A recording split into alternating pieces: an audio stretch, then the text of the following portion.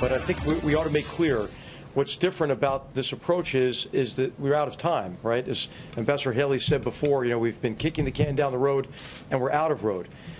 Well, that, of course, is National Security Advisor H.R. McMaster warning North Korea one day after it successfully test-fired another missile over Japan.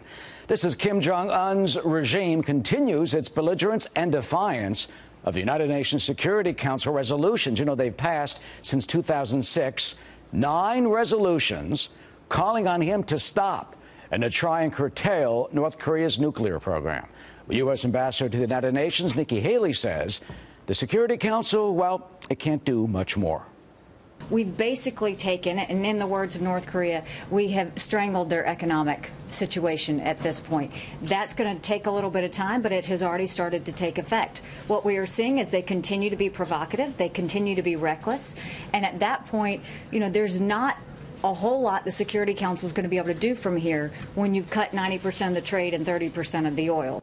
Well, President Trump will certainly address this during his UN speech on Tuesday, his first. With us now is Jonathan Wachtel, former spokesperson for Ambassador Nikki Haley and former director of communications at the U.S. mission to the United Nations. He's also former Fox News UN bureau chief and my partner in reporting so many of the investigations at the UN of the last decade, and a dear, dear friend. My friend, good to see you on this side of the camera. Good to see you, Welcome. too, Eric. You've always been behind. We covered together, I think, 3 presidents addressed the United Nations General Assembly through the years. How do you think President Trump will stack up? What do you think? He was going to really give it to him? I think he's going to be very tough. You mentioned we covered 3 presidents. Some of those presidents probably had double terms. That's how long you and I have been covering the UN, which is a remarkable thing to think about.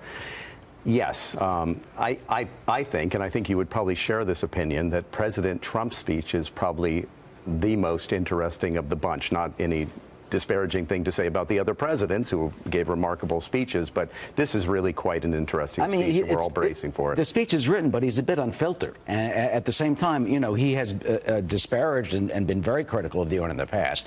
He's called on cutting budget, being more responsible, being more proactive, saying it should really do more and establish what it was founded for. Yeah, and one of the interesting aspects here is that President Trump is coming in with a completely, almost contrarian view to what President Obama was saying. President Obama was this multilateral individual, believed in the United Nations, that you could resolve a lot of conflicts around the world through the United Nations. And here is President Trump, who actually believes very strongly maintaining U.S. sovereignty, making sure that, yes, you can use the United Nations as a place in which you can engage on some of the geopolitical problems of our time, but not necessarily the place that you can resolve issues. Well, the administration does believe it can carry out the humanitarian missions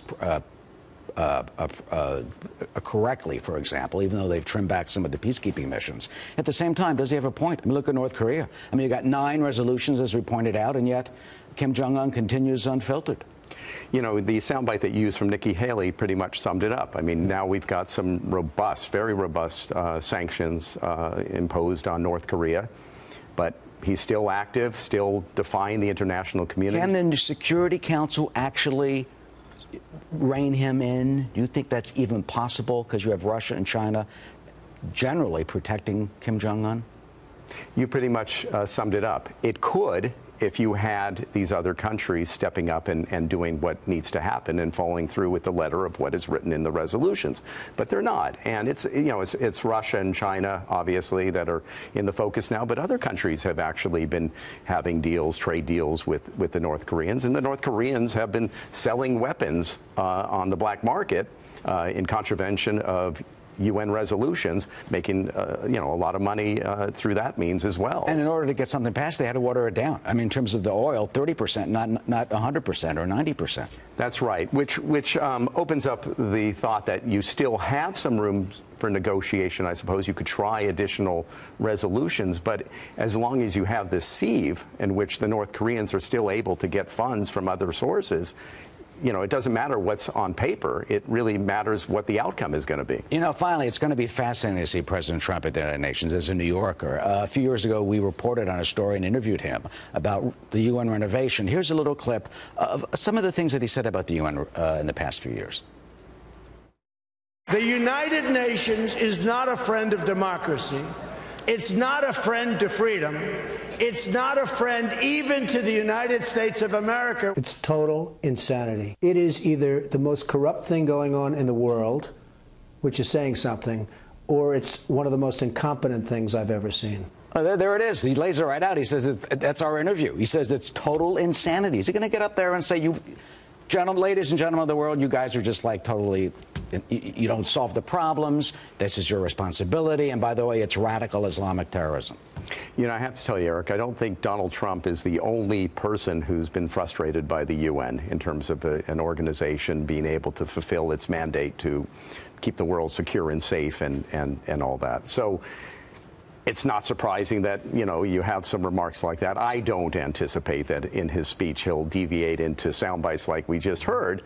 But, he'll be critical. He'll call for reform. And as you know, on Monday, he is hosting, together with the Secretary General, and Nikki Haley is hosting a meeting of over 100 countries on UN reform. So, he's engaging, he's trying, but he understands the limitations of the organization and the need for overhauling.